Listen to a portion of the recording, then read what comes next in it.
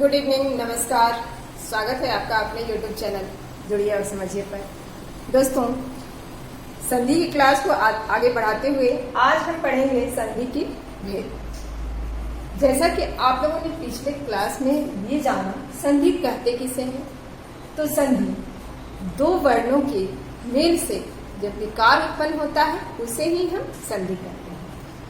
अब संधि के भेद कितने होते हैं? संधि के कितने भेद होते हैं आप जानते हैं तो बताइए, नहीं जानते हैं तो पढ़ लेते हैं। तो पहला हमारा होता है स्वर। कौन सा? स्वर संधि। दूसरा हो गया कौन सा? व्यंजन। दूसरा हो गया व्यंजन संधि, ठीक है। और तीसरा हमारा क्या होता है? विसर्ग। तीसरा क्या हो गया? विसर्ग संधि, ठीक है। पहला हो गया स्वर, दूसरा हो गया व्यंजन और तीसरा हो गया विसर्ग। अब ये स्वर व्यंजन विसर्ग का क्या मतलब? बहुत मतलब है, ये देखते हैं क्या मतलब है।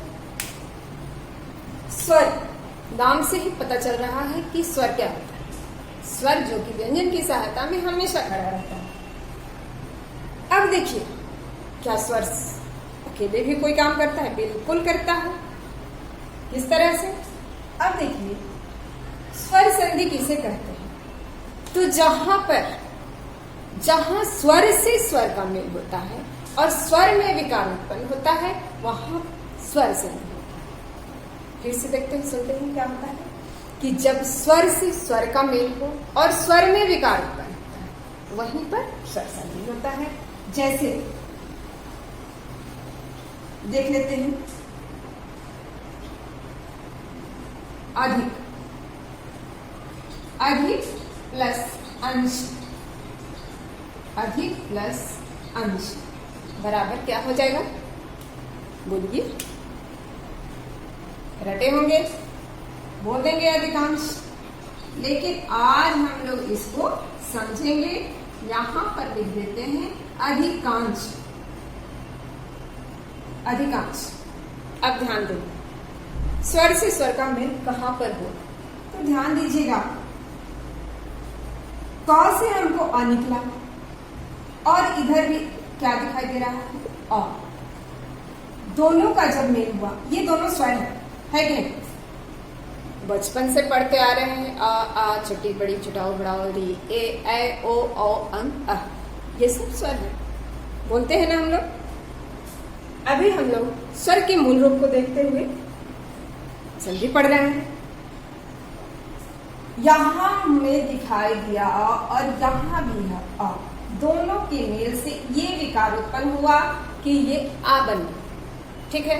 और पहले भी चर्चा हुई थी कि जहां टूटता है वही जुड़ता है। टूटा कहां से है? क के पास से। तो विकार कहां पर दिखाई देगा? क के यहां। आ बना तो क पे आ का मात्रा लग गया। जहां पर अनुस्वार है वो अनुस्वार में कोई परिवर्तन नहीं है, क्योंकि अनुस्वार संधि नहीं है। कौन सी संधि? स्वर संधि। तो ये हमारा क्या हो जाएगा? अधिकांश, ठीक है। स्वर संधि में क्या पढ़े थे कि जब स्वर से स्वर का मेल हो और स्वर में विकार उत्पन्न, तो स्वर है और स्वर ही में परिवर्तन हुआ है, विकार यानी परिवर्तन। तो स्वर में ही विकार उत्पन्न होकर हमको दिखाई दे रहा है। व्यंजन के साथ ये बैठा हुआ है, इसलिए व्यंजन के साथ हम मिला देंगे। व्यंजन में आ का मात्रा लगा देंगे। व्यंजन यहाँ पर का है, का में आ का मात्रा लगा देंगे, क्योंकि दोनों के मेल से आ ही तो बना है। तो ये हो जाएगा अधिकांश। अब आते हैं व्यंजन संधि किसे कहते हैं, ठीक। अभी तक तो स्वर संधि का एग्जाम्पल देखें। दोस्तों, व्यंजन संधि किसे कहते हैं? ध्यान देने वाली बात है, थोड़ा सा अलग है, ज्यादा नहीं, बस थोड़ा सा, बस ध्यान देने वाली बात है। जब व्यंजन का, ध्यान से सुनिएगा, जब व्यंजन का स्वर या व्यंजन से मेल होता है, ठीक है ना। जब किसी व्यंजन का स्वर या व्यंजन से मेल होता है और व्यंजन में विकार उत्पन्न होता है वहां पर व्यंजन संधि होता है। कैसे? ध्यान देंगे, पहले वाली बात समझिएगा। इसकी परिभाषा में मैं क्या बोलूं? वाक, वाक क्या? व्यंजन, क्योंकि इसके साथ ये जो हलंत साथ इसका भी मतलब कि स्वर साथ छोड़ दो, स्वर साथ जैसे ही छोड़ता है हलंत भाई साहब इसका साथ देते हैं। वाक प्लस ईश, ठीक है, वाक प्लस ईश बराबर हमारा क्या हो जाएगा? वागीश। देखिए परिभाषा पर देखिए, मैं क्या बोली थी कि व्यंजन में विकार होता है। मेल इसका किसी से होगा, स्वर या व्यंजन किसी से भी इसका मेल होगा, लेकिन विकार किस में उत्पन्न होगा? व्यंजन में। जैसे ही व्यंजन में विकार उत्पन्न होता है वहां पर व्यंजन संधि होता है। व्यंजन में विकार यानी व्यंजन में परिवर्तन, वहां पर व्यंजन संधि। क ग बन गया, ऐसा भी होता है क्या? बिल्कुल होता है। कहां होता है? संधि में होता है।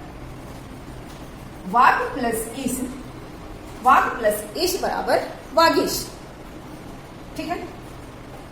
मेल किससे हुआ है? एक स्वर से। आप फिर से थोड़ा सा और समझते हैं। वाक, यहां से कुछ नहीं हमको दिखाई दे रहा, सिर्फ आधा व्यंजन क। जैसे ही क का मेल ई से हुआ तो ये क ग बन गया, ठीक है। अब यहां पर क्या कह रहा है स्वर? हम आपका साथ नहीं छोड़ेंगे, नहीं छोड़ा।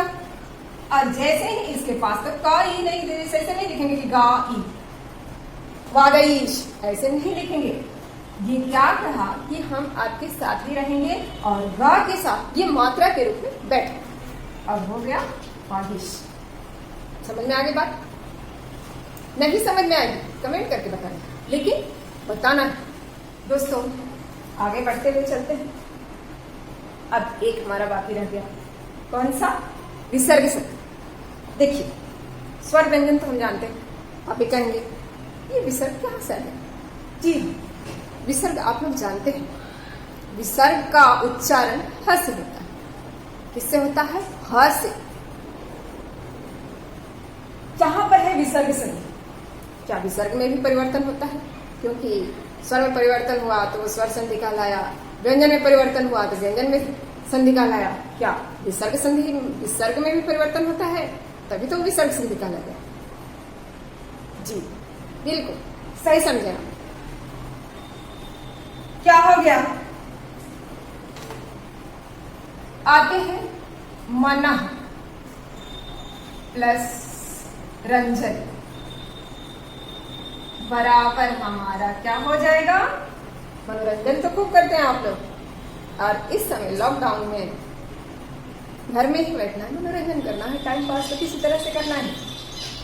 क्या हो जाएगा? मनोरंजन। मनोरंजन हो गया, मनोरंजन नहीं हो गया, यहाँ शब्द बन गया मनोरंजन। आप कहेगा मनोरंजन, हाँ सही बात है, पढ़ाई तो ऐसे ही हो रही है, बिल्कुल मनोरंजन की तरह। ध्यान दीजिए, मन प्लस रंजन, विकार किसमें हुआ? विसर्ग में। कैसे हुआ? क्योंकि यहां पर दिखाई दे रहा है क्या? कहीं पर मुझे ये दिखाई दे रहा है विसर्ग, नहीं ना? विसर्ग किसका रूप ले लिया? ओ का।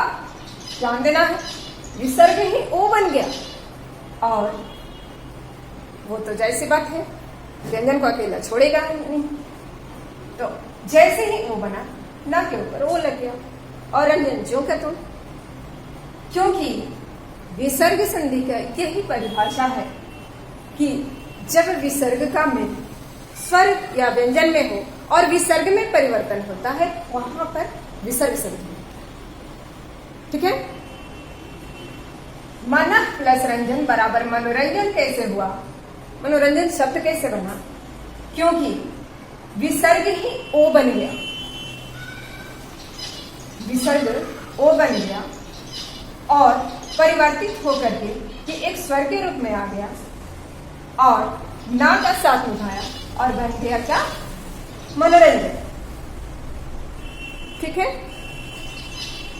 मिलते हैं अगली कक्षा में। तब तक के लिए धन्यवाद। यही कक्षा समाप्त होती है।